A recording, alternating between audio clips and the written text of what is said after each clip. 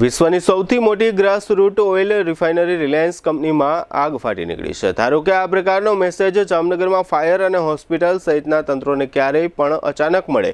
એવા સમયે સંબંધિત તમામ તંત્રો શું કામગીરી કરે, કેટલી ઝડપથી કામગીરી કરે અને આવી કામગીરીમાં કોઈ ભૂલ રહી જાય છે કે કેમ, આ બધી બાબતોનો અભ્યાસ કરવા માટે આજે 21મી નવેમ્બરે રિલાયન્સ કંપનીમાં આગ ફાટી નીકળી છે એવા મેસેજ સાથે રાષ્ટ્રીય કક્ષાની ડિઝાસ્ટર મેનેજમેન્ટની મોક ડ્રીલ યોજવામાં આવી હતી, જેમાં પોલીસ વિભાગ સહિતના તમામ તંત્રો જોડાયા હતા। આ અંગેની કોઈ વિગતો રિલાયન્સ રિફાઇનરી ખાતે સ્થળ ઉપરથી એક પણ અધિકારી દ્વારા આપવામાં આવી નથી।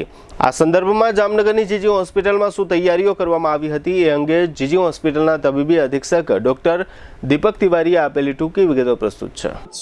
જામનગરમાં માસ ટ્રાયલ સેન્ટર ઊભું કરેલું છે, સાથે સાથે આર્મીના સંયોજનથી આપણે ત્યાં એક વોર્ડ પણ ઊભું કરેલું છે અને બીજા 5 વોર્ડ ઊભા કરેલા છે।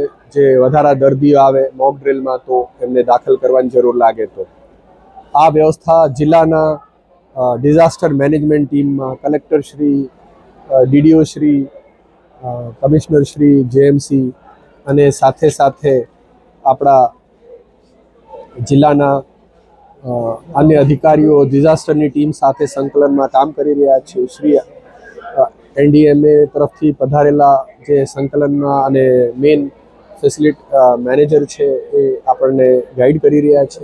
અત્યાર સુધી રિલાયન્સની 3 બસો અહીંયા આવેલી છે।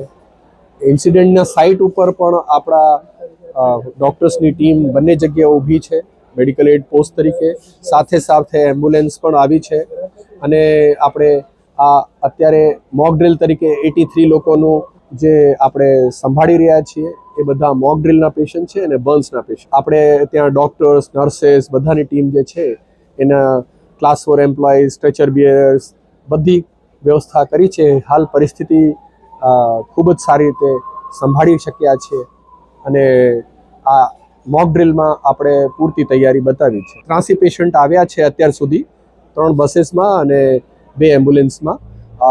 અત્યારે બીજા બ્લાસ્ટનું સાંભળેલું છે એટલે હવે ત્યાંથી જે સમાચાર મળશે મોક ડ્રીલ માટેના કેટલી એમ્બ્યુલન્સીસ આવે છે।